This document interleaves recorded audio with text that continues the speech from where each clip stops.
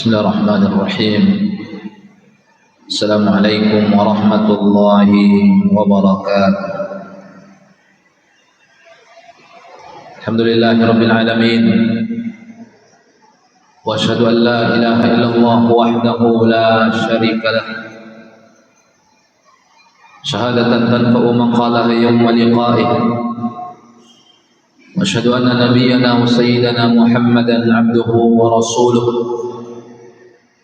Sallallahu alaihi wa ala alihi wa ashabihi wa man sara ala nahjihi wa tamassaka bi sunnatihi wa iqtafa atharahu ila yaumiddin wa sallama tasliman katsira, amma ba'd.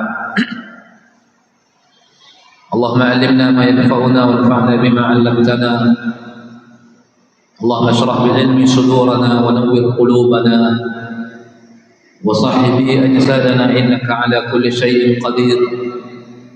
اللهم أصلح لنا شأننا كله ولا تكلنا إلى أنفسنا طرفة عين. اللهم زدنا علما وارزقنا فهما.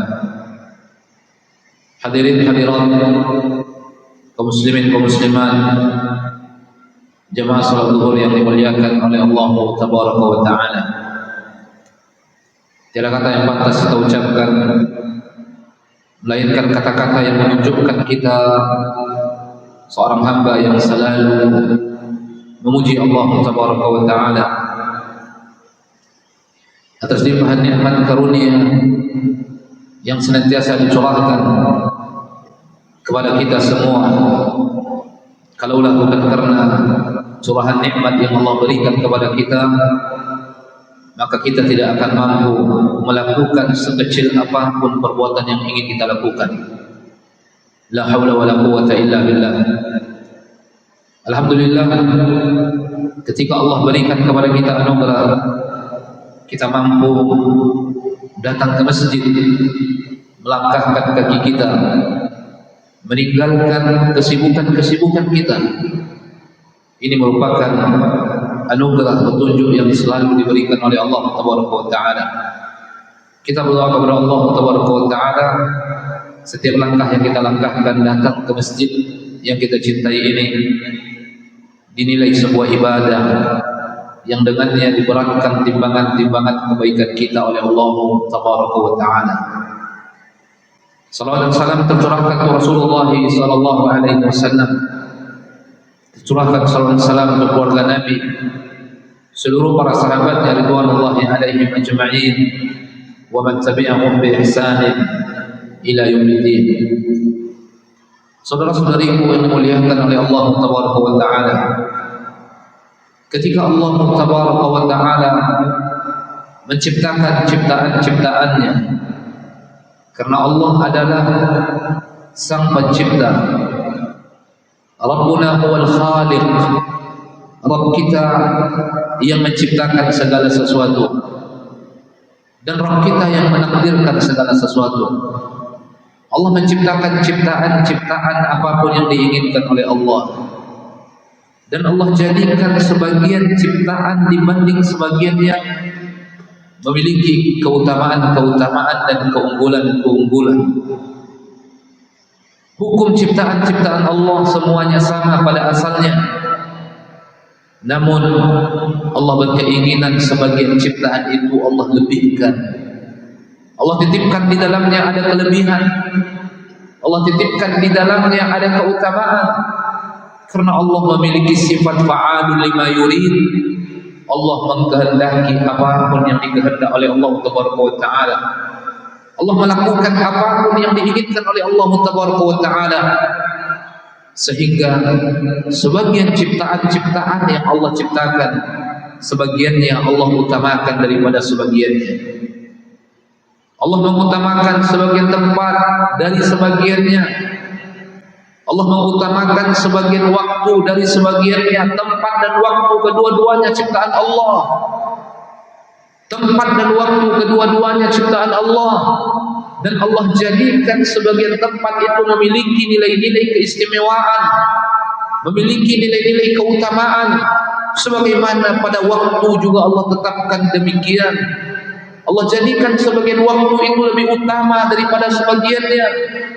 Allah jadikan sebagian waktu itu lebih tinggi kedudukan daripada sebagiannya. Tempat di mana Allah Taala mengutamakan sebagiannya dibanding sebagiannya ada 3 tempat. Yang pertama adalah kota suci Mekah. Kota suci Mekah kota yang lebih utama daripada sebagiannya. Beribadah di dalamnya tidak sama beribadah di tempat-tempat yang lain. Menanam benih-benih ketaatan di dalamnya tidak sama ketika seseorang menanam benih-benih ketaatan di tempat-tempat yang lain. Mekah, kota yang disucikan dan dimuliakan serta diagungkan. Inna awwala baitin wudi'a lin-nas lalladzi bi Bakkah mubarakah, kata Allah Taala. Rumah pertama sekali yang diletakkan untuk manusia, dengannya mereka menghambakan diri kepada Allah Taala, itulah disebut dengan kota suci Mekah yang diberkahi. Kemudian yang kedua adalah kota Madinah.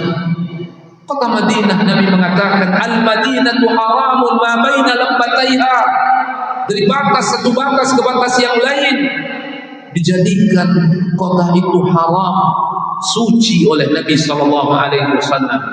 Tidak sama melakukan ketaatan di dalam kota Madinah dengan ketaatan yang dilakukan di tempat-tempat yang lain.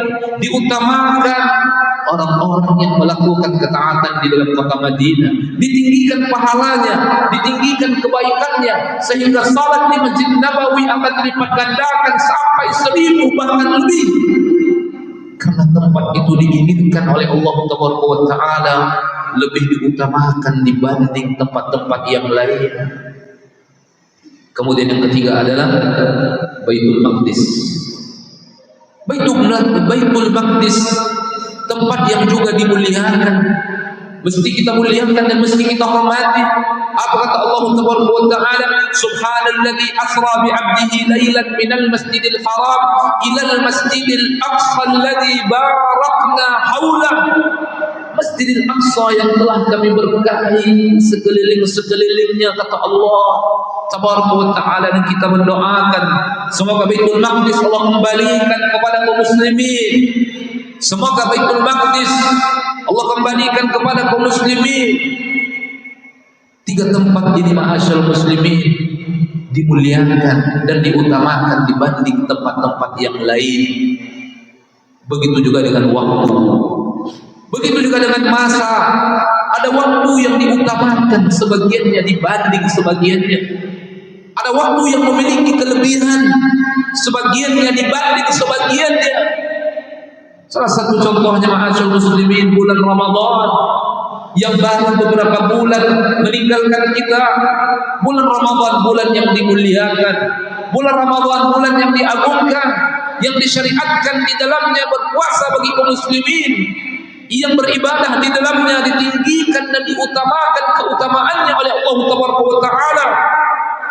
Kemudian di antara waktu yang dimuliakan dan diagungkan dan mesti kita hormati disebut dengan bulan-bulan haram, disebut dengan bulan-bulan suci. Kita sekarang sudah berada di akhir-akhir Dzulqa'dah. Dzulqa'dah adalah bulan yang disucikan, dan setelah Dzulqa'dah kita akan masuk ke dalam bulan Dzulhijjah, bulan yang begitu mulia di sisi Allah Taala. Allah mengatakan dalam Al-Quran, Inna awwala bait, Allah mengatakan dalam Al-Quran, Inna iddatash syuhuri indallahi 12 syahran fi kitabillah. Yawma khalaqas samawati wal arda minha arba'atun hurum. Dzalika ad-dinul qayyim fala tadhlimu fihinna anfusakum. Allah Taala mengatakan, sesungguhnya hitungan bulan dalam setahun yang Allah tetapkan di dalam Al-Quran, hari di mana Allah menciptakan langit, menciptakan bumi, sebanyak 12 bulan. 12 syahran fi kitabillah. 12 bulan itu Allah mengatakan minha arba'atun hurum. Di antara 12 itu ada disebut dengan bulan-bulan haram. Apa ini maksud dengan bulan haram? Haram dari kalimat ihtiram atau dari kalimat muhtaram, sesuatu yang dibesarkan, sesuatu yang dimuliakan, sesuatu yang diagungkan, sesuatu yang dihormati. Kenapa demikian ma'asyar muslimin?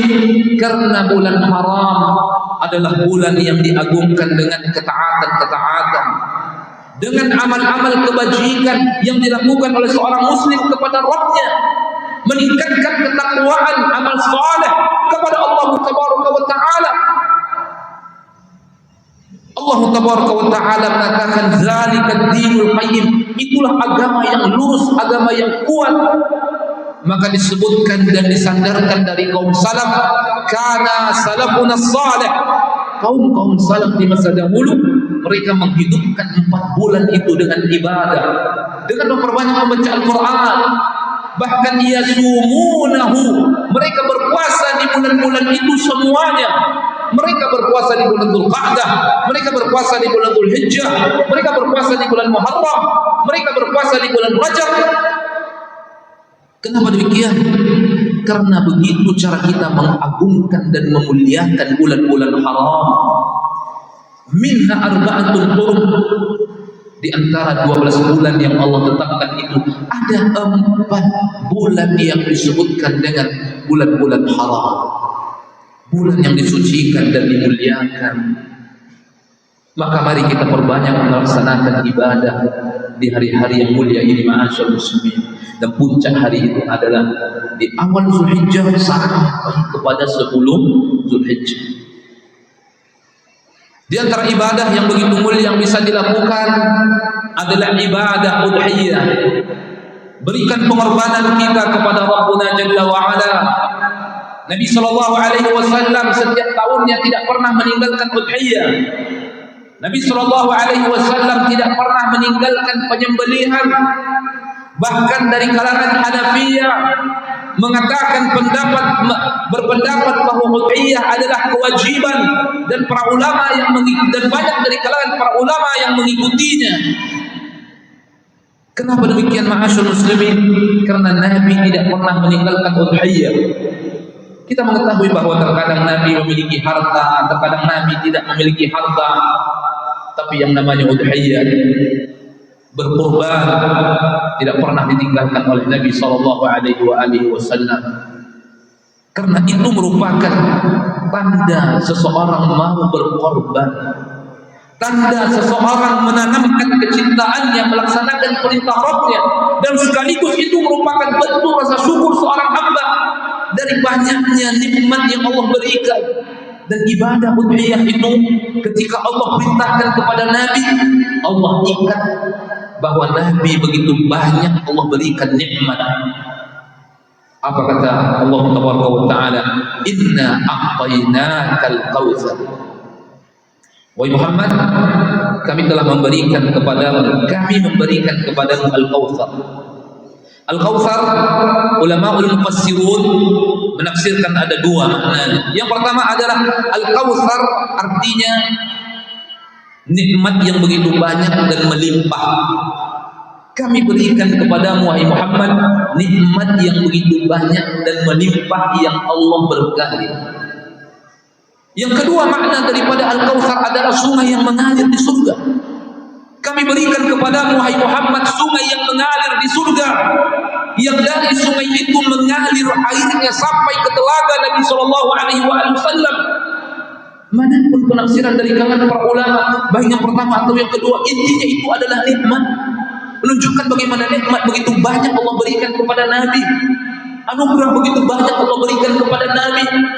Lalu setelah Allah sebutkan tentang nikmat yang begitu banyak Allah berikan kepada Nabi, Allah mengatakan fasalli li rabbika wanhar. Oleh karenanya wahai Muhammad, karena Rabbmu telah memberikan nikmat yang sangat banyak kepadamu, salatlah engkau selalu untuk Rabbmu dan lakukanlah penyembelihan, lakukan udhiyah. Allah telah berikan kepada kita nikmat selama ini ma'asyar muslimin. Pertama adalah nikmat kehidupan, nikmat usia, nikmat umur. Allah berikan kepada kita nikmat makan, nikmat bertempat tinggal, nikmat berfasilitas.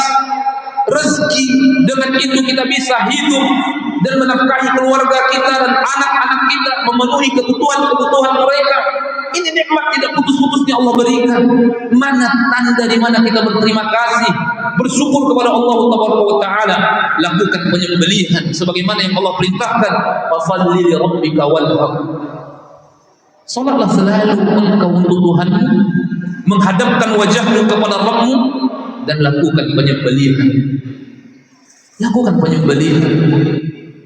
Karena di antara bentuk mengagungkan syiar yang begitu mulia di sisi Allah Taala, terutama syiar Dzulhijjah, dengan cara melakukan penyembelihan. Dan orang-orang yang bisa mengagungkan syiar-syiar yang diagungkan oleh Allah Taala, di antaranya syiar Dzulhijjah, itu bentuk daripada ketakwaan hati seorang muslim kepada Rabbnya. Apa kata Allah Taala dalam surat Al-Hajj?